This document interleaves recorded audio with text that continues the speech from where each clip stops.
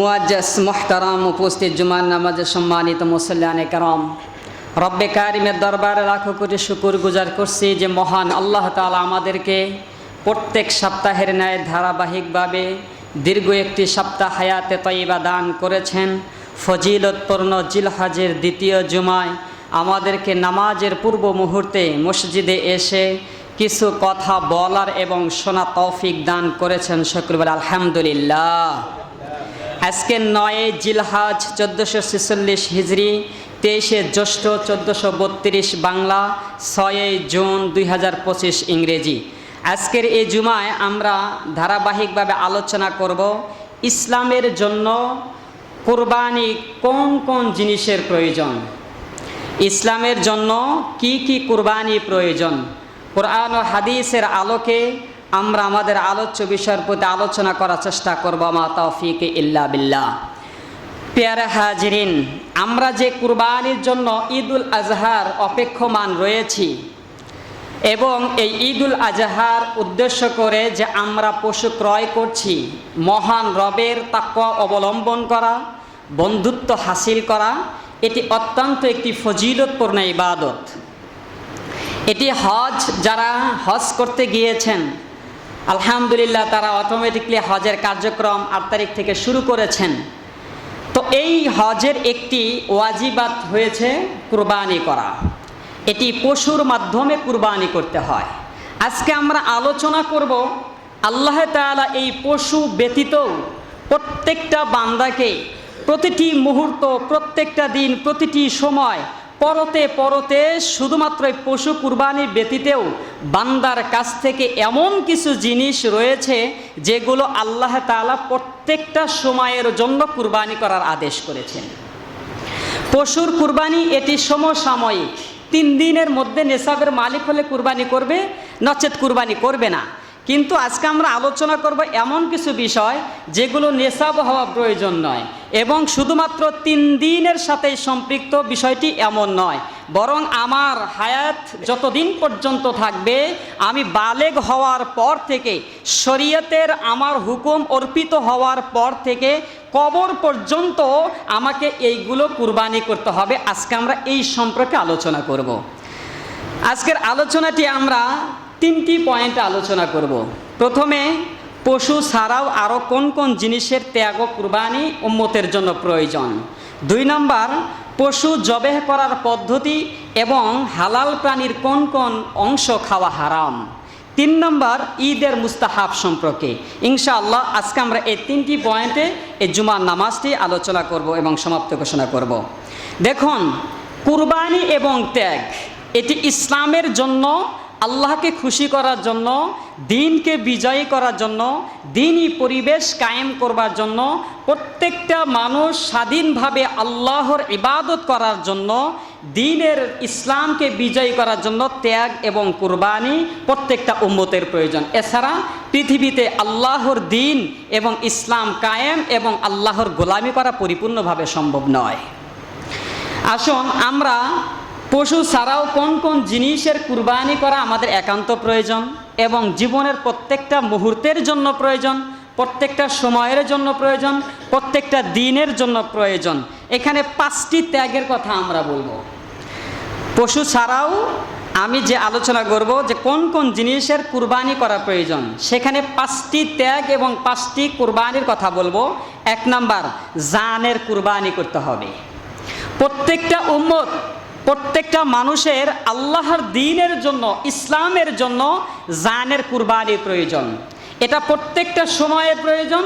এটি মৃত্যু পর্যন্ত যখন জানের কুরবানির প্রয়োজন হবে, প্রত্যেক বান্দাকে জানের কুরবানি দেওয়া এটি ফরজ। তবে এটি আবেগের বশত নয়। আবেগ দ্বারা জানের কুরবানি করলে ইসলামের কোনো উপকার হবে না। আবেগ কেমন, যে আজকে অমুক জায়গায় একটা কিছু হয়েছে, সেখানে আবেগের বশত আপনি সামনে গিয়েই সরাসরি মৃত্যুবরণ করলেন। হ্যাঁ, আপনি শহীদ হবেন ঠিক, কিন্তু ইসলামের উপকার কতটুকু হবে সেদিকেও লক্ষ্য রাখতে হবে। এজন্য আবেগের বশতে নয়, বরং আমাকে তিলে তিলে গড়ে উঠাতে হবে তিলে তিলে আমাকে এই জীবনকে আল্লাহ এবং ইসলামের জন্য আমাকে কুরবানি করতে হবে। যেমন কুরবানি করেছেন প্রত্যেক নবী আরবে সাল্লাল্লাহু আলাইহি সাল্লাম, যেমন কুরবানি করেছেন প্রতিটি সাহাবা একরাম, যেমন কুরবানি করেছে প্রত্যেক সাহাবীর অনুসারী আইমাই মুস্তাহিদিন সলফে সালেহিন, দ্বীনের মুজাহিদরা যেমনিভাবে কুরবানি করেছেন, ত্যাগ করেছেন, নিজেদের জীবন দ্বারা যারা ইসলামের জন্য কুরবানি করেছেন, আসুন আমার নবী আরবি সাল্লাল্লাহু আলাইহি ওয়াসাল্লামগণ কি পরিমাণ দ্বীনের জন্য জানের কুরবানি করেছেন, সাহাবায়ে কেরাম দ্বীনের জন্য জানের কি পরিমাণ কুরবানি করেছেন, সাহাবীদের অনুসারীরা দ্বীনের জন্য কি পরিমাণ ত্যাগে এবং কুরবানি করেছেন।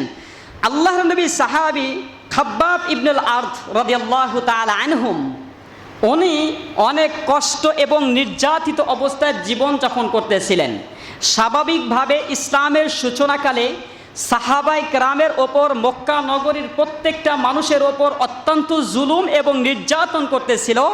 এই জুলুম এবং নির্যাতন সহ্য করতে না পেরে খাব্বাব রাদিয়াল্লাহু তাআলা আনহু রাসূলুল্লাহ সাল্লাল্লাহু আলাইহি ওয়াসাল্লামকে তিনি ডাক দিয়ে বলতে লাগলেন। হাদিসটি বুখারী এবং আবু দাউদ শরীফের মধ্যে বর্ণিত। ইবনে কাসির রাহিমাহুল্লাহ উনি ওনার তাফসীরের ভিতরে এনেছেন এই হাদিসটি। হাদিস হলো খাব্বাব ইবনুল আরদ রাদিয়াল্লাহু তাআলা আনহু قال, হযরতে খাব্বাব রাদিয়াল্লাহু তাআলা আনহু নিজের জানের কষ্টের যখন অতিক্রম হয়ে যায় তিনি ডাক দিয়ে বলেন, কুলনা ইয়া রাসূলুল্লাহ আলা তানতাসিরু লানা আলা তাদুল্লাহু লানা ইয়া রাসূলুল্লাহ, আপনি আল্লাহ তাআলার নিকটে কেন আমাদের জন্য সাহায্যের দোয়া করছেন না? আমাদের উপর সাহায্য কখন আসবে? আলা তাদুল্লাহু লানা, আপনি একটু আল্লাহর নিকটে আমাদের জন্য দোয়া করুন। ফাকালা, আল্লাহর নবী সাল্লাল্লাহু আলাইহি ওয়াসাল্লাম নির্যাতিত সাহাবী খাব্বাব রাদিয়াল্লাহু তাআলা আনহুকে উপেক্ষা করে তার দিকে দৃষ্টি দিয়ে তিনি বললেন, ইন্না মান কানা ক্বাবলাকুম কানা আহাদুহুম ইউযাউল মিনশারু আলা মাফরাকি রাসিহি। আল্লাহর নবী সাল্লাল্লাহু আলাইহি ওয়াসাল্লাম খাব্বাব রাদিয়াল্লাহু তাআলা আনহুকে বললেন, ইন্না মান কানা ক্বাবলাকুম, তুমি কি জানো না তোমাদের পূর্বপুরুষদের মধ্যে এমন ছিল, কানা আহাদুহুম ইউযাউল মিনশারু আলা মাফরাকি রাসিহি, যাদেরকে এমনভাবে করাত দিয়ে মাথার ভিতরে আঘাত করা হতো, করাত দিয়ে ফাড়া হতো, ফায়াখলুসু ইলা কদামাইহি, যেটা তার মগজ পর্যন্ত পৌঁছে গিয়েছিল। আল্লাহর নবী এই করাত দিয়ে মাথা দ্বিখণ্ডিত হওয়ার কথা বলে হযরতে জাকারিয়া আলাইহিস সালামের প্রতি ইঙ্গিত করলেন। এরপর বললেন, লা ইয়াসরিফুহু যালিকা আলা দীনিহি, করাত দিয়ে দ্বিখণ্ডিত হওয়ার পরেও তাদেরকে দিন থেকে কখনো তাদেরকে সরানো যায়নি। ওয়ায়ামশুতু বিআমসাতিল আহাদিদি, আল্লাহ নবী সাল্লাল্লাহু আলাইহি সাল্লাম বললেন, এবং আরও কিছু ব্যক্তিদেরকে এমনভাবে দ্বীনের জন্য কষ্ট করতে হয়েছে, বিআমসাতিল হাদিদ, যে লোহার চিরুনি দ্বারা মা বাইনা লাহমি ও আজমিহি, যে লোহার চিরুনি দ্বারা শরীরের মধ্যে এমনভাবে আঘাত করা হয়েছে, ও আজমিহি, যেখানে হাড্ডি থেকে গোশতগুলো আলাদা হয়ে যাইতো, লা ইয়াসরিফুহু আন দাইনিহি, আল্লাহর নবী বললেন এভাবেও তাদেরকে আঘাত করার পরেও তারা জানের পরীক্ষা দিতে গিয়েছেন, কিন্তু তারা দিন থেকে বিচলিত এক মুহূর্তের জন্য হন নাই। এখানে উম্মতে মুসলিমাকে নিজের জানের কুরবানি সম্পর্কে আল্লাহর নবী উদ্বুদ্ধ করলেন যে শুধুমাত্র এই 3 দিনের একটি পশু কুরবানি করার মাধ্যমেই তোমাদের কুরবানি ক্ষান্ত থাকবে না, বরং তোমাদের প্রত্যেকটা সময় প্রতিটি প্রত্যেকটা মুহূর্ত পরতে পরতে মৃত্যু পর্যন্ত তোমার জান এর কুরবানি তোমাকে করে যেতে হবে। এটা কেন? ইসলামের জন্য, দ্বীনের জন্য।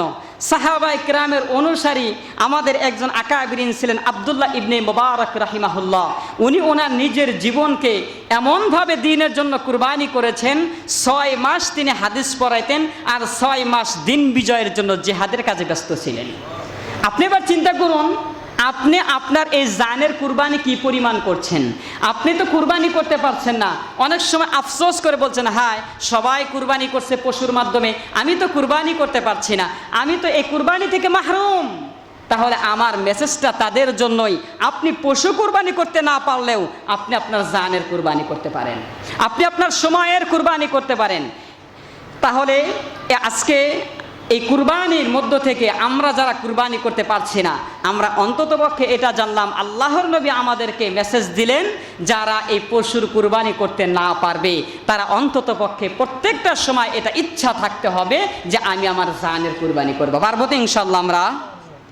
2 নাম্বার, মালের কুরবানি করতে হবে। যাদের জানের পর অর্থ সম্পদ রয়েছে, মাল রয়েছে, তাদের জন্য মালের কুরবানি করতে হবে। মালের কুরবানিটা কেমন করতে হবে?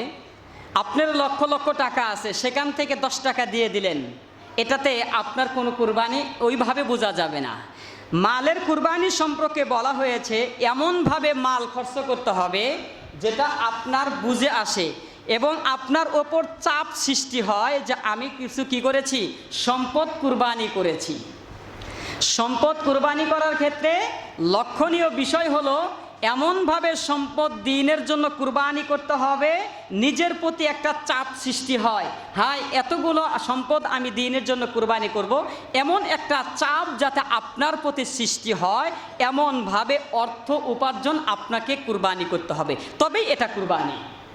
আপনি কোটিপতি হয়েছেন, ছোট্ট একটা কুরবানি করেছেন, আপনার কোনো চাপ নাই, এটাকে মালের কুরবানি বলা হয় না। সময়ে সময়ে বহু সময় আসবে, দ্বীনের জন্য আসবে, ইসলামের জন্য আসবে, মাদ্রাসার জন্য আসবে, মসজিদের জন্য আসবে, ধারাবাহিকভাবে দ্বীনের বহু কাজের জন্য আসবে। এই সময় আপনার অর্থ কী পরিমাণ ব্যয় করতে হবে এখানে বলা হয়েছে যাতে আপনার উপর চাপ সৃষ্টি হয়। আমরা হাদিস থেকে জানি চাপ সৃষ্টি কী পরিমাণ হতে পারে। আল্লাহর নবী সাহাবী সোহাইব ইবনে সিনান রাদিয়াল্লাহু তাআলা আনহু একজন সাহাবী ছিলেন। উনি অনেক ধনাঢ্য এবং ব্যবসায়ী ব্যক্তি ছিলেন। উনি যখন ইসলাম গ্রহণ করেন, ওই ইসলাম গ্রহণ করার পর ওনার ব্যক্তির উপর মক্কার মানুষেরা তার প্রতি একটি চাপ সৃষ্টি করলেন। তাকে 2টি অপশন করে দিয়েছিলেন, হয়তো তুমি দ্বীনের জন্য হিজরত করতে পারবে, না হয় তুমি তোমার মাল অর্থ সম্পদ তোমাকে এখানে রেখে যেতে হবে। হাদিসটি ইবনে কাসিরের মধ্যে এনেছেন এবং এই হাদিসটি মুসলিম শরীফ সহ একাধিক হাদিসের কিতাবে বর্ণিত আছে। একটি আয়াতও এই সাহাবীর উদ্দেশ্যে আল্লাহ তাআলা এই সাহাবীকে উদ্দেশ্য করে একটি আয়াত এই সাহাবীর জন্য আল্লাহ তাআলা নাজিল করেছেন। সুবহানাল্লাহ। সোহাইব ইবনে সিনান আর রুমি, উনি রুমির বাসিন্দা ছিলেন। ওনার ব্যাপারে হাদিসটি এসেছেন, নাযালাত ফি সোহাইব ইবনে রুমি রাদিয়াল্লাহু তাআলা আনহু قال وذلك أنه لما أسلم بمكة وأراد الهجرة।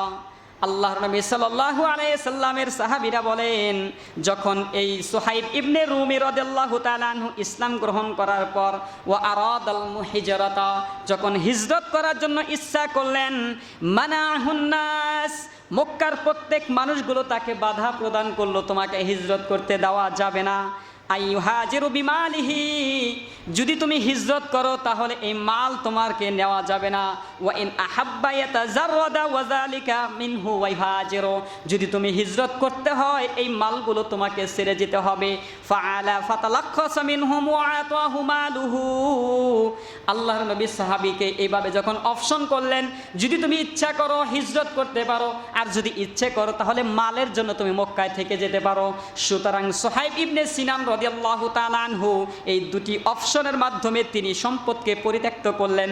ফানাজালাল্লাহু ফি আয়াতি হাযিহিল আয়া, সাথে সাথে আল্লাহ তাআলা এই ব্যক্তির এই আচরণ দেখে, মালের প্রতি তার ত্যাগ এবং কুরবানি দেখে আল্লাহ পাক রব্বুল আলামিন আয়াত নাজিল করে দিলেন, ওয়া মিনান নাসি মান ইয়াশতারি নাফসাহু ইবতিগা মারদাতিল্লাহ। কিছু কিছু মানুষ নিজের নফসের মাধ্যমে, মালের মাধ্যমে একমাত্র শুধু সন্তুষ্ট করবে আরশের মালিক আল্লাহকে। কাকে? আল্লাহকেই শুধু সন্তুষ্ট করবে। আল্লাহ তাআলা এই সাহাবীর প্রতি সন্তুষ্ট হলেন, আয়াত নাজিল করলেন। যখন এই সাহাবী হিজরত করে মক্কা থেকে আগমন করলেন, ফাতালাক্কাহু ওমর ইবনুল খাত্তাব রাদিয়াল্লাহু তাআলা আনহু ওয়া জামাআতুন ইলা তারফিল হিররা। যখন হিররা নামক একটি স্থানে এই সাহাবী উপস্থিত হলেন, ওমর ইবনুল খাত্তাব রাদিয়াল্লাহু তাআলা আনহু একটি দল নিয়ে তাকে সংবর্ধনা দেওয়ার জন্য আসলেন। সংবর্ধনা দিতে লাগলেন, ফাকালু রাবিহাল বাইউ, হে সোহাইব ইবনে রুমি, তুমি তো এই তোমার ব্যবসায় লাভবান হয়েছো। সোহাইব ইবনে রুমি বললেন, ফাকালা ওয়া আনতুম ফালা আকসারুল্লাহু তুজারাতুকুম, আল্লাহ তাআলা তোমাদের ব্যবসাতেও যাতে লস না করেন। এরপর যখন ওই সাহাবী আল্লাহ নবীর সামনে গেলেন, ওয়া ইউরা আন্না রাসূলুল্লাহ সাল্লাল্লাহু সাল্লাল্লাহু আলাইহি ওয়াসাল্লাম ওই সাহাবীকে যখন মদিনার মধ্যে আল্লাহর নবী দেখতে পারলেন, ফাকালা লাহু রবিহাল বাইউস সুহাইব, ফাকালা রবিহাল বাইউস সুহাইব, আল্লাহর নবী ওই ব্যক্তিকে দেখে, ওই সাহাবীকে দেখে বলতে লাগলেন, হে সুহাইব তুমি সুসংবাদ প্রাপ্ত হয়েছো, হে সুহাইব তুমি আনন্দিত, হে সুহাইব তোমার জন্য সুসংবাদ রয়েছে। আল্লাহু আকবার। এই ছিল সুহাইব রাদিয়াল্লাহু তাআলা আনহুর মালের কুরবানি, এই ছিল সুহাইব রাদিয়াল্লাহু তাআলা আনহুর সম্পদের কুরবানি। আমরা আমাদের সম্পদগুলো কি পরিমাণ কুরবানি করি? এবার আপনি চিন্তা করুন, শুধুই মাত্র এই ঈদ আসে, ঈদের সময় কিছু অর্থ দিয়ে কুরবানি করব, সেটাই আমরা করতে পারি না, বরং জীবনের প্রত্যেকটা মুহূর্ত, প্রত্যেকটা সময় মাল দিয়ে কুরবানি করা তো আরো বিরল কথা। এজন্য আমরা যারা মালের অর্থ সম্পদের মালিক হয়েছি, এই 3 দিন এই শুধুমাত্র জিলহাজের 12 তারিখ পর্যন্তই আমরা কুরবানি করব এমনটি নয়, এবং একটি পশু কুরবানি করব কিছু টাকার মাধ্যমে, বিষয়টি এমন নয়, বরং আমরা যারা সম্পদশালী আছি আমাদের প্রত্যেকটা সময়ে প্রত্যেকটা অর্থ যাতে মৃত্যু পর্যন্ত দ্বীনের জন্য আমাদেরকে ব্যয় করার জন্য আল্লাহ তাআলা তৌফিক দান করেন। এটা আমরা তখনই পারবো যখন আমাদের ভিতরে অর্থ সম্পদের লোভ থাকবে না। কি থাকবে না? লোভ থাকবে না। এই অর্থের লোভ যখন বান্দার ভিতরে চলে আসবে, তখন বান্দা এই সারা বৎসর মালের কুরবানি করবে তো দূরের কথা, এই 3 দিনও তারা কুরবানি করতে পারে না। আজকে হাজারো লক্ষ লক্ষ মানুষ নিসাবের মালিক হয়েছে, কিন্তু কুরবানি করার নাম গন্ধ তাদের মধ্যে নাই। কেন নাই? তাদের ওই অর্থের ভিতরে 1 লোভ ঢুকেছে, 2 অর্থটা অসৎভাবে তারা উপার্জিত করেছে। লোভহীন, অর্থ সম্পদের লোভহীন আমাদেরকে জীবন ব্যবস্থা করতে হবে।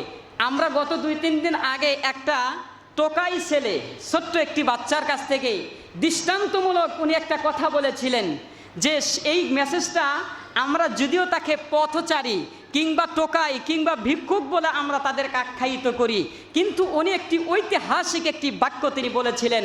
স্বরাষ্ট্র মন্ত্রণালয় স্বরাষ্ট্র উপদেষ্টা যখন তার সাথে সাক্ষাৎ করলেন, তাকে ডেকে এনে 500 টাকার নোট তাকে হাদিয়া দিলেন।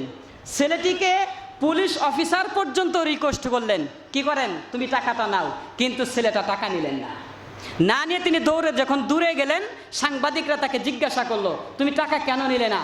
ওই ছেলে জবাব দিয়েছিলেন, আরে তারা তো রাষ্ট্র পরিচালনা করে, তাদের কাছ থেকে যদি টাকা নেই মানুষ তাদেরকে খারাপ বলবে, আর আমাকেও লোভনীয় মানুষ লোভী মনে করবে, সুতরাং তার টাকাটা 2 দিন কিংবা 3 দিন পরে আমার কাছ থেকে শেষ হয়ে যাবে, কিন্তু সে যদি দোয়া করে এই দোয়াটা আমার আজীবন কাজে লাগবে।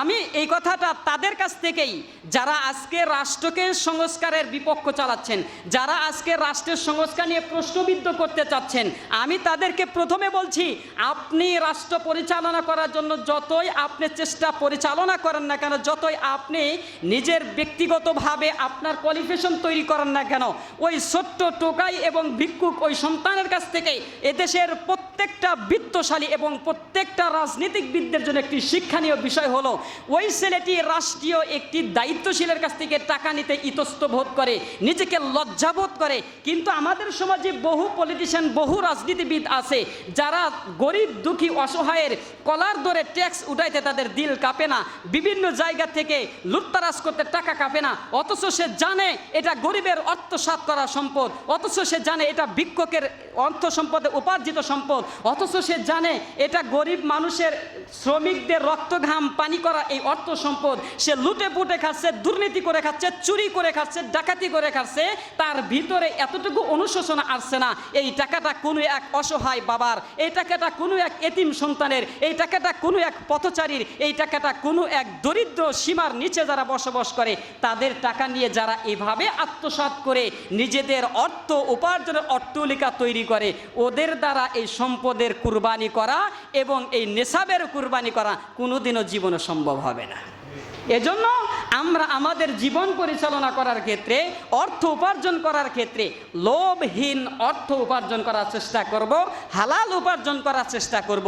দেখবেন আপনি সীমিত নেশাবের মালিক হওয়ার সাথে সাথেই আপনাকে কুরবানি করার সুযোগ এবং ব্যবস্থা আল্লাহ তাআলাই করে দেবেন। আল্লাহ তাআলা আমাকে এবং আপনাকে প্রত্যেককে পবিত্র এবং হালাল, লোভহীন, দুর্নীতিহীন এবং হারামহীন সম্পদ উপার্জন করা, মৃত্যু পর্যন্ত কুরবানি করা তৌফিক দান করুন। সকলে বলে আমিন। তাহলে এই নেশাবের এই পশু কুরবানি ব্যতীতও আমরা 2 নম্বর কুরবানি জানলাম। প্রথমে জানের কুরবানি আল্লাহ তাআলা চান এটা মৃত্যু পর্যন্ত, মালের কুরবানি চান মৃত্যু পর্যন্ত। 3 নম্বর কেরিয়ার বিসর্জন দিতে হবে, দ্বীনের স্বার্থে, ইসলামের স্বার্থে কেরিয়াকে বিসর্জন দিতে হবে।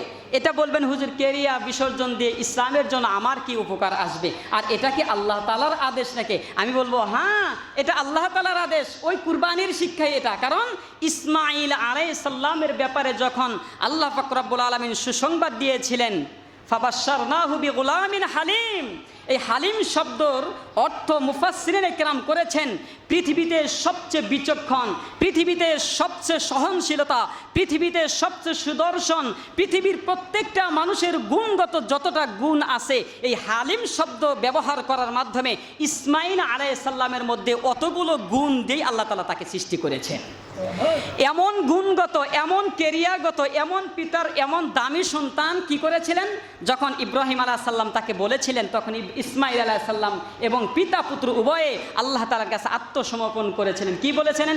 ফালাম্মা আসলামা ওয়া তাল্লাহু লিল জাবিন। এই আসলামা শব্দ হলো আত্মসমর্পণ করা। কি করা? আত্মসমর্পণ করা। এটা আত্মসমর্পণ কাহাকে বলে ইনশাআল্লাহ আগামীকালকে ঈদের জামাতে হয়তো বলা হতে পারে। আমি শুধু এতটুকুই বুঝাইতে চাচ্ছি, ইসমাঈল আলাইহিস সালাম এত ব্যক্তিত্ব একজন ছেলে, তার পিতা একজন জাতির পিতা, তিনি আত্মমর্যাদাশীল একটি সন্তান, তিনিও আল্লাহ তাআলার কাছে আত্মসমর্পণ করেছেন শুধুই মাত্র উম্মাহর ফিকিরের জন্য, এক রবের সন্তুষ্টির জন্য।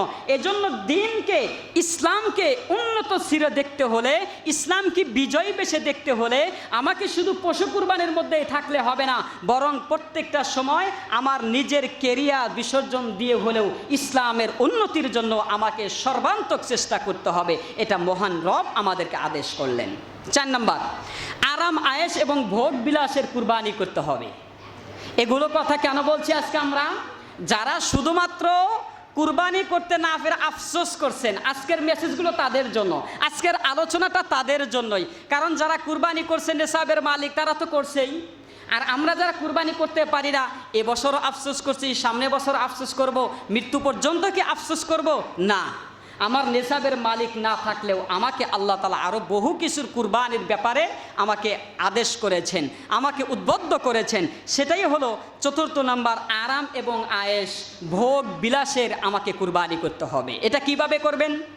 বলে আমি তো কুরবানি করতে পারি নাই, আফসোস করার প্রয়োজন নাই। যে ব্যক্তি কুরবানি করে সে ফজরে নামাজ পড়তেও পারে, নাও পড়তে পারে, এসি রুমে ঘুমিয়েছে, আরামে ঘুমিয়েছে, আরামে ঘুমিয়েছে। বান্দা তুমি কুরবানি করতে পারো নাই, নেশাবের মালিক হও নাই, তুমি শুধুমাত্র আরাম এবং আয়েশ তোমার ভোগ বিলাসের বিসর্জন দিয়ে ফজরে নামাজে উপস্থিত হও। লক্ষ টাকা কুরবানি করে ফজরে নামাজ কাজা করেছে, জোহরের নামাজ কাজা করেছে, আরাম আয়েশের ভোগ বিপরে তার ঘুম পাড়িয়েছে, আর তুমি বান্দা কুরবানি করতে পারো নাই, আরাম এবং আয়েশের ভোগ বিলাসের জিন্দেগিকে বিসর্জন দিয়ে কনকনে শীতের মধ্যে ফজরের নামাজে উপস্থিত হয়েছো।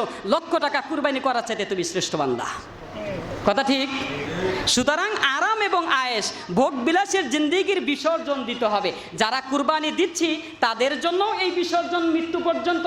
যারা কুরবানি দিতে পারি নাই, আফসোস যাতে আমার অন্তরে না থাকে, সেজন্য তাদের জন্য আজকের এই আলোচনা। আরাম এবং ভোগ এবং আয়েশের জিন্দেগিকে আমাকে অবশ্যই কুরবানি করতে হবে। এটা এই 12 তারিখ পার হওয়ার পরেও করতে হবে, আগেও করতে হবে, মৃত্যু পর্যন্ত আমাকে এই আরাম আয়েশ ভোগ বিলাসের জিন্দেগির ত্যাগ এবং কুরবানি করতে হবে। পারবো তো ইনশাআল্লাহ? 5 নম্বর, আনন্দ বিনোদন বিসর্জন দিতে হবে। এটা অত্যন্ত কঠিন জিনিস। ইসলামের জন্য আনন্দ বিসর্জন করবে, বিনোদন বিসর্জন করবে, এটা তো চিন্তাই করা যায় না। বিশেষ করে যারা ইয়াং জেনারেশন আছে এদের কাছে তো এটা আরও বলা যায় না। ঈদের দিন আসবে, আরাম আয়েশ করব না, এরপরে কি কয় একটু বিনোদন করব না, এটা হতেই পারে না। সুতরাং ঈদের দিন ব্যতীতেও যারা কুরবানি করতে পারছি না, আমরা আরাম আয়েশের পরে আনন্দ বিনোদনকে আমাদেরকে কুরবানি করতে হবে। এটা জীবনের প্রত্যেকটা মুহূর্তেই করতে হবে, এটি আমার প্রত্যেকটা সময়েই করতে হবে। যেই জিনিস ইসলামের বিপক্ষে যাবে, যেই জিনিস দ্বীনের বিপক্ষে যাবে, যেই আনন্দের মাধ্যমে দ্বীনের ক্ষতি হবে, যেই আনন্দ বিনোদনের মাধ্যমে দ্বীনের ইসলামের ক্ষতি হবে, ওই আনন্দ বিনোদন থেকে আমার নফসকে, আমার নিজের জীবনকে হেফাজত করতে হবে। কেন? আজকে আমাদের এই যে ঈদুল আজহা এবং ঈদুল ফিতর দুটি ঈদ আসে, ইহুদি এবং খ্রিস্টানদের বিপরীতে আল্লাহ রাসূল সাল্লাল্লাহু আলাইহি সাল্লাম আমাদের এই দুটি আনন্দের সুসংবাদ করেছেন। কিন্তু আমাদের অবস্থা আর আমাদের ছেলেমেয়েদের এবং আমাদের এই বয়সী ছেলেদের যে অবস্থা, তাদের আনন্দ বিনোদন যেই জিনিসটা ইহুদি খ্রিস্টানদের কালচারের বিপরীতে আল্লাহর নবীর পক্ষের মাধ্যমে আমাদের ঈদুল আজহা ঈদুল ফিতর দিয়েছেন, কিন্তু একবিংশ শতাব্দীতে মুসলিম সম্প্রদায়ের ছেলেদের এই অবস্থা আনন্দ বিনোদন দেখে ইহুদি খ্রিস্টানদের আনন্দ বিনোদনকে হার মানিয়ে দেয়। এজন্য আমরা আনন্দ এবং বিনোদন কেন্দ্রকে বিসর্জন দিব শুধু দিন এবং ইসলামের স্বার্থে, ইসলামকে উন্নত শিরে দেখতে, দিনের বিজয়ী আনতে। তাহলে আমি 5টি কুরবানির কথা বললাম, যারা একান্তই আমরা কুরবানি করতে পারি নাই, যারা একান্তই আমরা নেশাবের মালিক না, যারা আমরা ধনী না, তাদের জন্য 5টি কুরবানি, এবং যারা ধনী তাদের জন্য এই 5টি কুরবানি। শুধুমাত্র এই কুরবানির 3 দিন নয়, বরং একেবারে আমার হায়াত থেকে নিয়ে শেষ পর্যন্ত আমাকে এই 5টি জিনিসের কুরবানি করতে হবে। পারবো তো ইনশাল্লাহ? 1 নম্বর জানের কুরবানি, 2 নম্বর মালের কুরবানি, 3 নম্বর আরাম আয়েশের কুরবানি, 4 নম্বর ক্যারিয়ার বিসর্জনের কুরবানি, 5 নম্বর আনন্দ বিনোদনের কুরবানি। এই 5টি কুরবানি প্রত্যেক গরিবের জন্য, প্রত্যেক ধনাঢ্য ব্যক্তিদের জন্য, কুরবানি করনেওয়ালাদের জন্য, কুরবানি সারা আলা ব্যক্তিদের জন্য, ঈদের আগেও ঈদের পরেও, হায়াতের শুরু এবং শেষ পর্যন্ত আল্লাহ তাআলা আমাদের প্রত্যেককে এই কুরবানি করার তৌফিক দান করুন। সকলে বলে আমিন। দ্বিতীয় পয়েন্ট আমাদের আলোচনা ছিল জবেহ করার পদ্ধতি এবং হালাল প্রাণীর কোন কোন অংশ খাওয়া হারাম। জবেহ করার পদ্ধতি কি হবে এবং এই জবেহকৃত প্রাণী হালাল হওয়ার পরেও কোন কোন অংশ আমাদের জন্য খাওয়া হারাম করেছেন, এগুলো আমাদের দ্বিতীয় পয়েন্টের আলোচনা। জবেহটা কখন করতে হবে? প্রথম প্রশ্ন, কুরবানির পশু কখন জবেহ করবেন, এটি একটি প্রশ্ন। 2 নম্বর, জবেহ কোন পদ্ধতিতে করবেন। 3 নম্বর, কোন নামে করবেন। তাহলে জবেহ কখন করবেন, এটা কি ঈদের নামাজের আগে না পরে? নবী আরবি সাল্লাল্লাহু আলাইহি ওয়াসাল্লাম এই কুরবানি কারকদের ব্যাপারে হাদিসের মধ্যে, বুখারী শরীফের মধ্যেও হাদিসটি বর্ণিত, এছাড়াও সিহাসিতার একাধিক কিতাবের মধ্যে রয়েছে। আল্লাহ নবী সাল্লাল্লাহু আলাইহি ওয়াসাল্লাম বলেন, ইন্না আউওয়ালা মা নাবদাউ ফি ইয়াউমিনা হাযা, এই ঈদের এই দিনে আল্লাহ আমাদের আমল ছিল আন্নুসল্লি, আমরা প্রথমে ঈদগাহের নামাজ পড়তাম, সুম্মা নারজিয়া, এরপরে ফিরে আসতাম, ফানানহারা, এরপর আমরা কুরবানি করতাম। সুতরাং ঈদের দিন সর্বপ্রথম আমল হলো ঈদের নামাজ পড়া। কি পড়া? ঈদের নামাজ পড়া। এজন্য আমরা যারা কুরবানি করব, সারা বছর নামাজ পড়ি আর না পড়ি, অন্তত পক্ষে ঈদুল আজহার উপেক্ষা এই নামাজে যাতে শরীক হতে পারি। ঠিক আছে তো ইনশাল্লাহ? তাহলে আল্লাহ নবী এই দিন আমল কি করতেন? প্রথমে আন নুসল্লি, আমরা নামাজ পড়তাম, এরপরে ফানানহারা, এরপর আমরা কুরবানি করতাম। সুতরাং নামাজের আগে কুরবানি করা যাবে না। ফামান ফাআলা যালিকা ফাকাদ আসাবা সুন্নাতানা, যে ব্যক্তি এই দুটি কাজ ঈদের দিন করবে সে আমার সুন্নত আঁকড়ে ধরল, সে আমার দলের অন্তর্ভুক্ত হয়ে গেল। যদি কোনো ব্যক্তি ওমান নাহর ক্বাবলা সালাতি ফাইন্নামা, যদি কোনো ব্যক্তি নামাজের পূর্বে কুরবানি করে, নামাজের পূর্বে গরু জবেহ করে ফেলে, পশু জবেহ করে ফেলে, তাহলে ফাইন্নামা হুয়া লাহমান কদামা লি আহলিহি, সে কেমন যেন তার পরিবারদেরকে শুধু গোশতই খাওয়াইলো, এটা আল্লাহর উদ্দেশ্যে কুরবানি হলো না। লক্ষণীয় বিষয়। এজন্য নামাজ শেষ হওয়ার আগে আমরা কুরবানি করব না। এখানে লক্ষণীয় মাসআলা হলো, মহল্লার মসজিদে যদি নামাজ 10টায় হয়, এখন গরু গোশত নিয়ে আসছেন, গরু জবে করার জন্য সবাই অপেক্ষমান আছে, কতক্ষণ অপেক্ষা করে? বিশেষ করে গ্রামগঞ্জে নামাজ পড়তে পড়তে 12টা বাজে। বোঝেন নাই বিষয়টা? এই মাসালাটা তাদের জন্য। যদি ওই শহরের কোনো এক জায়গাতে নামাজ হয়ে যায়, ঈদের নামাজ হয়ে যায়, তাহলেও যদি জবেহ করে ফেলে তার কুরবানি সহি হয়ে যাবে। মহল্লার মসজিদের নামাজ কিংবা মহল্লার ঈদগাহের নামাজ দেরিতে হলেও তারপরেও তার হয়ে যাবে, কারণ ওই শহরের ভিতরে কোনো এক জায়গাতে ঈদগাহের নামাজ অনুষ্ঠিত হয়েছে। এজন্য যেমন ধরেন জাতীয় ঈদগাহের নামাজ যদি 6টায় হয়, তাহলে 6টার আগে যদি কোনো প্রাণী জবে করে, ওই প্রাণী খাওয়া যাবে না। কথা বুঝছেন? মহল্লার মসজিদের নামাজ যদি 8টায় হয়, অন্য মহল্লার মসজিদের নামাজ 7টায় হয়েছে, 6:30টায় গরু জবে করেছে, তাহলে হবে না। কারণ ওই শহরের ভিতরে যে নামাজ হয়েছে তার আগে আপনার কুরবানি হয়েছে। এজন্য লক্ষণীয় বিষয়, শহরের কোথাও কোনো নামাজের অক্তের এবং ঈদগাহের নামাজের আগে যাতে আমার প্রাণী জবেহ না হয়, এজন্য ঈদগাহের নামাজটা আগে আগে কি করা, আদায় করা। ইনশাল্লাহ আমরা নামাজের পরে বা খুতবার পরে ঈদগাহের নামাজের সময়টাও জেনে নেব। তাহলে আমরা ঈদগাহের আগে কি করব না, প্রাণী জবেহ করব না। এটা ছিল প্রথম প্রশ্ন, জবেহ কখন করব? নামাজের পরে করব, হাদিস থেকে জানলাম। এরপর জবেহ করার পদ্ধতি কি হবে, প্রাণী কিভাবে জবেহ করবেন, এটা সরাসরি কুরআনুল কারীমের আয়াত থেকেই আমরা জানি। আল্লাহর নবী সাল্লাল্লাহু আলাইহি ওয়াসাল্লামের জামানায় বেশিরভাগ কুরবানি হতেন উট। কি মক্কা মদিনাতে উট এবং দুম্বাটাই বেশি কুরবানি হয়। গরু এবং উট কুরবানির মধ্যে অনেক পার্থক্য আছে। দেখেন আয়াতের মধ্যে বলেন, ওয়াল বুদনা জাআলনাহা লাকুম মিন শাইরিল্লাহি লাকুম ফিহা খায়র। আল্লাহর নামে উদ্দেশ্য করে যে উৎসর্গ পশুগুলো তোমরা নির্দেশন করেছ, নির্দিষ্ট করে ফেলেছ, তাদের মধ্যে আল্লাহ তাআলা তোমাদের অসংখ্য কল্যাণ রয়েছে।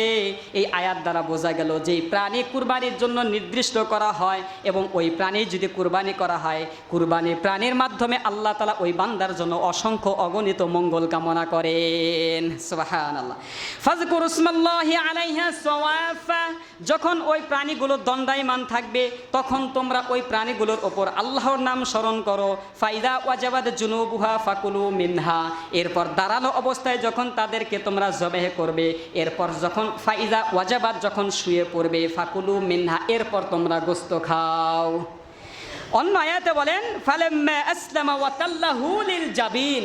জাবিন শব্দের অর্থ হলো ইসমাইল আলাইহিস সালামকে ইব্রাহিম আলাইহিস সালাম এমনভাবে শুয়েছেন যে এই শরীর, এই যে এই চোয়াল, এটাকে বলা হয় জাবিন। এই কপাল, এই অংশটাকে জাবিন বলা হয়। এটা একেবারে মাটির সাথে মিশিয়ে দিয়েছেন। কেমন আল্লাহ তাআলা পরীক্ষা দিতেছেন। তাহলে এখানে আমাদের লক্ষণীয় বিষয় হলো ফাইদা ওয়াজাবাত, যখন প্রাণীটা দাঁড়ানো অবস্থায় আপনি জবে করেছেন, পড়ে গেছে। আচ্ছা, আমরা কি গরু দাঁড়ানো অবস্থায় জবে করি? না, আমরা তো শোয়ায় দেই। উট দাঁড়ানো অবস্থায় জবে করতে হয়, উটকে শোয়ায় করতে হয়। উটের যেটা করা হয় সেটাকে নহর বলা হয়। এক ধরনের একটা অস্ত্র আছে, উট দাঁড়ানো অবস্থায় থাকে, এইভাবে গলার ভিতরে লাগায়, রক্ত পরে পরে ওই গরু ওই উট কি হয়ে যায়, অবশ্যই একাই পড়ে যায়। এরপর ওই গোস্ত খেতে বলছেন ফাকুলু মিনহা। যখন গোস্ত মানে প্রাণী পড়ে যাবে, একবারে নিস্তব্ধ হয়ে যাবে, এরপর তোমরা কি করো, গোস্ত খাও। আমাদের লক্ষণীয় বিষয় হলো, আমরা তো গরু জবে করি, সেটা শোয়াইয়ে দিই। এই গরু আর শোয়ানোর কোনো প্রয়োজন নাই। তাহলে লক্ষণীয় বিষয় হলো, গরু একেবারে নিস্তব্ধ হওয়ার আগ পর্যন্ত গরু কাটা যাবে না। আমরা স্বাভাবিকভাবে গরু যদি মোটা তাজা হয় অনেক সময় লাগে, 20 থেকে 30 মিনিট সময় গরুটা একেবারে শেষ হতে, নিস্তেজ হতে সময় লাগে। আমরা কি করি, এতটুকু ধৈর্য ধরি না, সাথে সাথে আমরা 4 পায়ের 4টা রক কাটা দিই। কাটি নেয় এগুলো নিষেধ, এগুলো প্রাণীকে কষ্ট দেওয়া হয়। এজন্য গরু জবেহ করার পর আনুষঙ্গিক যত কাজ কাম আছে সেগুলো সেরে নেন, গরুটা কি হবে, নিস্তব্ধ হবে। এরপর আপনারা আপনাদের মতো করে কাটতে থাকেন, এরপর ওই প্রাণীর গোশত খেতে থাকেন, এতে করে কোনো সমস্যা নাই। সুতরাং রক কাটা যাবে না। কি করা যাবে না? রক কাটা যাবে না। এরপর আল্লাহ পাক রব্বুল আলামিন এই আয়াতের মধ্যেই বলেছেন, ফাযকুরুসমাল্লাহি আলাইহি সাওয়াফা। আল্লাহর নাম স্মরণ করতে হবে। এখানে অন্য কোনো ব্যক্তির নামে কুরবানি করা মোটেও যাবে না, কোনো ব্যক্তির নামে কুরবানি করা যাবে না। এখন আপনি প্রশ্ন করবেন, হুজুর 2 লক্ষ 2.5 লক্ষ টাকাটা কুরবানি করলাম, তাহলে কুরবানিটা কার নামে করব? একটা হলো নামে কুরবানি করা, আর একটা হলো পক্ষ থেকে কুরবানি করা। গত জুমায় বলেছি, অমুকের পক্ষ থেকে কুরবানি করলাম, অমুকের পক্ষ থেকে কুরবানি করে দিলাম, এটা হবে আপনারা বলবেন। যদি বলা হয় এটা কার কার গরু, সাথে সাথে বলে দিবেন এটা অমুকের পক্ষ থেকে, বোঝা যাবে এটা অমুক, এই 7 জনের পক্ষ থেকে আল্লাহর নামেই কুরবানি করা হচ্ছে। কথা বুঝছেন এবার? আর যদি বলেন যে হুজুর অমুকের নামে, আল্লাহ না করুন যে ব্যক্তি জবেহ করবে সে হয়তো অন্য কোনো ধান্দায়ও থাকতে পারে, সে তো মানুষ, আপনাদের নাম বলার সাথে সাথে সে কুরবানি করছে, এটা আপনাদের নামে যদি কুরবানি হয়ে যায়, ওই প্রাণীর একটা লোম খাওয়াও হারাম। কি হবে? আপনি গোশত খাবেন তো দূরের কথা, হাড্ডি পর্যন্ত খাওয়াও কি হয়ে যাবে? হারাম হয়ে যাবে, কারণ ব্যক্তির নামে জবে হয়েছে। এজন্য বলতে হবে অমুক অমুকের পক্ষ থেকে ব্যক্তি কুরবানি করবে, ব্যক্তি আল্লাহর নামে কুরবানি করে দেবে, অমুক অমুকের পক্ষ থেকে আল্লাহ আপনার নামেই কুরবানি করে দিলাম। এই কুরবানি করার ক্ষেত্রে এইখানে লক্ষণীয় বিষয় হলো বিসমিল্লাহ আল্লাহু আকবার অবশ্যই বলতে হবে। এবং ছুরি যদি একাধিক ব্যক্তি ধরে, 4 জনে মিলা গরু জবে করছে, মহিষ 5 জনে মিলা ছুরি ধরছে, ওই 5 জনেরই বিসমিল্লাহ আল্লাহু আকবার বলতে হবে। কথা বুঝছেন? একজনে যদি ইচ্ছাকৃত ছেড়ে দেয়, 4 জনে বলছে আমি বলবো না, এরকম ইচ্ছাকৃত যদি ছেড়ে যায় তাহলে এই প্রাণী খাওয়া যাবে না। ভুলে ছেড়ে দিলে প্রাণী খাওয়া যাবে, সমস্যা নাই। কিন্তু 4 জন বা 5 জনের 2 জন বা 3 জনেও যদি ওই ছুরি ধরে, ওই 2-3 জনকেও বিসমিল্লাহ আল্লাহু আকবার অবশ্যই বলতে হবে। সুতরাং এভাবে আমরা জবেহ করব। জবেহ করার পর লক্ষণীয় বিষয় হলো, যে ব্যক্তি জবেহ করবে 4টা রগ অবশ্যই কাটতে হবে। 2 পাশে 2টা রগ থাকে, এই 2 রগ কাটতে হবে, খাদ্যনালী এবং শ্বাসনালী। এই 4টা রগ কেটে দেওয়া অবশ্যই জরুরি। 3টাও যদি কেটে যায় পরবর্তীতে আরেকটা কেটে দেবেন, সমস্যা নাই। 3টা হলেও জবেহ সহি হয়ে যাবে, শুদ্ধ হয়ে যাবে। জবেহের পর আল্লাহর নবী সাল্লাল্লাহু আলাইহি ওয়াসাল্লাম দোয়া করতেন, উম্মতের জন্য দোয়া করতেন। আল্লাহর নবী, এই হাদিসগুলো মুসলিম শরীফের মধ্যে একাধিক হাদিস রয়েছে, আল্লাহর নবী তার উম্মতদের জন্য দোয়া করতেন। বিসমিল্লাহি আল্লাহি আকবার, আল্লাহুম্মা হাযা আন্নী ওয়া আম্মান লাম ইযাহি সুম্মা মিন উম্মতি, ইয়া রাব্বাল আলামিন, এটা আমার পক্ষ থেকে কুরবানি করলাম। সুম্মা লাম ইযাহি মিন উম্মতি, এবং আমার উম্মতের মধ্য থেকে যারা কুরবানি করে নাই আমি তাদের জন্য এই কুরবানি করে দিলাম। সুতরাং আপনি এই কুরবানিকে কবুল করুন। অন্য হাদিসে বলেন বিসমিল্লাহি আল্লাহুম্মা তাকাব্বাল মিন মুহাম্মাদিন ওয়া আলি মুহাম্মাদিন ওয়া মিন মুহাম্মাদিন সুম্মা যাহবিহি। আল্লাহর নবী জবে করার পর দোয়া করতেন, আল্লাহুম্মা তাকাব্বাল মিন মুহাম্মাদিন, ওগো আল্লাহ এটা মুহাম্মাদের পক্ষ থেকেই কুরবানিটা কবুল করে নিন। ওয়া আলি মুহাম্মাদিন, এবং মুহাম্মদ সাল্লাল্লাহু আলাইহি সাল্লামের আহাল পরিবার যারা আছে তাদের জন্য এই কুরবানিকে গ্রহণ করে নিন। ওয়া মিন উম্মতি মুহাম্মাদিন, এবং আমার যত উম্মত কিয়ামত পর্যন্ত আসবে এদের জন্য আপনি এই কুরবানি কবুল করে নিন। আল্লাহু আকবার। আমরাও দোয়া করব। আমরা কি দোয়া করতে পারি? ওয়াজহাতু ওয়াজহা লিল্লাযী ফাতারাস সামাওয়াতি ওয়াল আরদা হানিফা, কুল ইন্না সালাতি ওয়া নুসুকি ওয়া মাহইয়ায়া ওয়া মামাতি লিল্লাহি রাব্বিল আলামিন। এগুলো দোয়া আমরাও কি করব? প্রাণী জবেহ করার পরে আমরাও পড়তে পারি। এজন্য আমরাও প্রত্যেক যারা কুরবানি করতে পারে নাই, আমাদের পরিবারের মধ্যে আছে, বন্ধু বান্ধবের মধ্যে আছে, আত্মীয় স্বজনের মধ্যে আছে, তাদের জন্য দিল খুলে দোয়া করব, আল্লাহ এবছর আমি কুরবানি করতে পেরেছি, আগামী বছর যাতে আমার পড়শিরাও কুরবানি করতে পারে। আল্লাহ আমার কুরবানিও কবুল করো, তাদের কুরবানিও কবুল করো, আমাকেও আগামী বছর দেওয়ার তৌফিক দান করো, আমার আত্মীয় স্বজন আমার প্রতিবেশীকেও দেওয়ার জন্য কবুল করো। আমরা এই দোয়া করতে পারবো না ইনশাল্লাহ? আমরা এই দোয়া করব। এটা অত্যন্ত গুরুত্বপূর্ণ একটি জিনিস। আল্লাহ রাসূল সাল্লাল্লাহু আলাইহি সাল্লাম আমাদের বখিলতা দূর করেছেন। এই জবেহ করার ক্ষেত্রে কে জবেহ করবে, এটা আর একটা জিনিস। জবেহে প্রাণী নিজের প্রাণীটা নিজেরাই কুরবানি করা বেশি শুদ্ধ এবং বেশি পছন্দনীয় বিষয়। আল্লাহ নবী সাল্লাল্লাহু আলাইহি ওয়াসাল্লাম নিজের প্রাণী নিজেই জবে করতেন, এবং যেগুলো দুম্বা থাকতেন ওগুলো নিজেই পা দিয়ে চেপে ধরে হাত দিয়েই জবে করতেন, একাই জবে করতেন। যদি সমর্থ হয় একাই করবে, অন্যজনের সাহায্য নিলে সাহায্য নেবে। হ্যাঁ, এজন্য আমরা নিজেদের প্রাণী যদি আমরা জবেহ করতে পারি, আমরা অবশ্যই নিজেরাই জবেহ করব।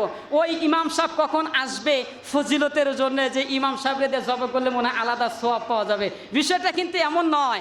আপনার পশু আপনি জবে করতে পারলে আরও বেশি ভালো হয়, বোঝেন নাই? দেখা গেছে আস্তে আস্তে 11টা-12টা বাজে যায়। আবার অনেকে এই নিয়ত করে আমার ভাতিজা আসলে পরে আমি কুরবানি করব। এই ধরনের কোনো জরুরি আপনারা নিজেদের প্রতি করে নেবেন না। যখন যদি আপনিই পারেন দোয়া পড়ে আল্লাহু আকবার বলে কি করবেন, জবেহ করে নেবেন। আর যদি বলেন যে না হুজুর যেহেতু বরকতান আছে, দোয়া পড়ে আমাদের কুরবানিটা আরও বিশুদ্ধ ভালো হোক, তা হুজুর আসলে 5টা মিনিট একটু কি করি, অপেক্ষা করি। সুতরাং যেভাবেই জবেহ করুক আর বিসমিল্লাহ আল্লাহু আকবার বলে নিজের প্রাণী নিজেই করবেন। যদি না পারেন কোন উলামায়ে কেরাম হুজুর কিংবা ইমাম সাহেব দিয়ে জবেহ করবেন।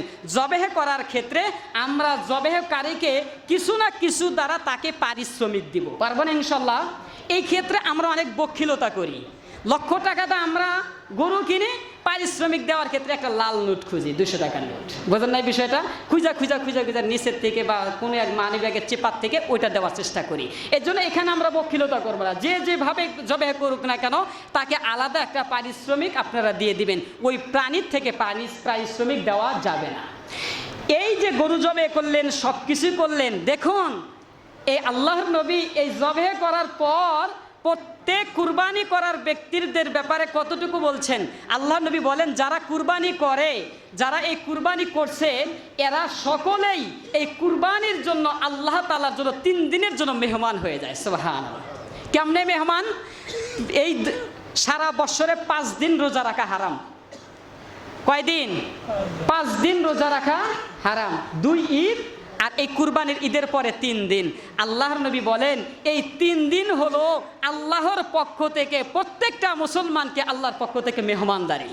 তুমি কুরবানি করো আর পরের দিনই রোজা রাখবা, আল্লাহ তাআলা এই জবাবদিহিতা এতটুকু দেন নাই, বরং কুরবানি করার পর 3 দিন ভালো মতো আগে খায়া নাও, এরপরে কি করো? রোজা রাখো। এটা আল্লাহ তাআলার পক্ষ থেকে মেহমানদারি। আল্লাহ তাআলা আমাদেরকে কুরবানি পরিপূর্ণভাবে আদায় করার তৌফিক দান করুন। বলে আমিন। কুরবানির পশুর কোন কোন জিনিস আমরা খাবো না? 6টি জিনিস আমরা কুরবানির পশুর থেকে খাবো না, এগুলো খাওয়া হারাম। কি? এই 6টা জিনিস প্রাণী হালাল হলেও এই 6টা জিনিস হারাম।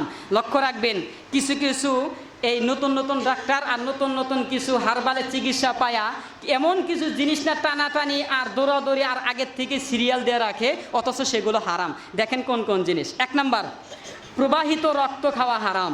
2 নাম্বার, পশুর লজ্জা স্থান, পুরুষ লিঙ্গ হোক স্ত্রীলিঙ্গ হোক, পশু যদি মহিলা হয় স্ত্রীলিঙ্গ, পশু যদি পুরুষ হয় পুরুষ লিঙ্গ, এই পশুর স্ত্রী অর্থাৎ লজ্জা স্থান খাওয়া একেবারে হারাম। 3 নাম্বার, অন্ধকোষ। কি খাওয়া? এটা না টানাটানি করে, বহু এলাকা আমি শুনছি এটা না নাকি কি করে মারামারি বেজা যায়, মানে সিরিয়াল লাগে, ওকে আমি নেবো, ওকে আমি নেবো। এগুলো খাওয়া হারাম। যতই ওষুধ হোক এগুলোর মধ্যে ক্ষতি আছে, সুতরাং অন্ধকোষ খাওয়া হারাম। 4 নাম্বার, লালা গ্রন্থি, লালার যেটা এই রগ আছে ওটা খাওয়া হারাম। 5 নাম্বার, মূত্রথলি। 6 নাম্বার, পিত্তথলি। এগুলো খাওয়া কি? হারাম। এই 6টা জিনিস একেবারে আমরা এই হালাল প্রাণী থেকে খাওয়া বিরত থাকবো, এগুলো হারাম। আল্লাহ তাআলা আমাদেরকে এগুলো থেকে এইগুলো বেছে বেছে আমাদেরকে কুরবানি করার তৌফিক দান করুন। সকলে বলে আমিন। 3 নাম্বার, ঈদের দিনের মুস্তাহাব। ঈদের দিনের কি? মুস্তাহাব সম্পর্কে। ঈদের দিনের মুস্তাহাব হলো সর্বপ্রথম ভালোভাবে গোসল করা। কি করা? আব্দুল্লাহ ইবনে ওমর রাদিয়াল্লাহু তাআলা আনহু থেকে হাদিস আসছেন, উনি বলছেন ভালোভাবে প্রত্যেক ব্যক্তি যাতে কি করেন? গোসল করেন। আপনি আগে গোসল করবেন, প্রাণী গোসল পরেও করাইতে পারবেন, সুতরাং প্রথম হবে গোসল করা।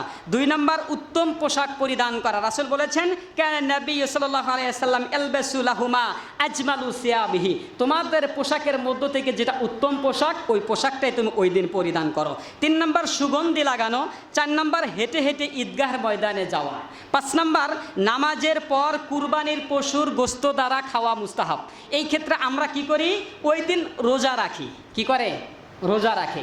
এটা রোজা না, এই দিন আপনি ওই প্রাণীর গোশত দিয়ে খাবার খাওয়া হলো মুস্তাহাব। অন্য অন্য জিনিস আপনি খাইতে পারেন, এর জন্য আলাদা করে সেহরি খাওয়া যাবে না, এটা পরে আবার গুনাহগার হবেন। সুতরাং এমনি আপনি ওই প্রাণীর গোশতের অপেক্ষা থাকবেন, তাড়াতাড়ি জবে করার সাথে সাথে আপনার অংশ থেকে কিছু অংশ নিয়ে যে পাকায়া ওই গোশত দিয়ে খাওয়া, এটা মুস্তাহাব।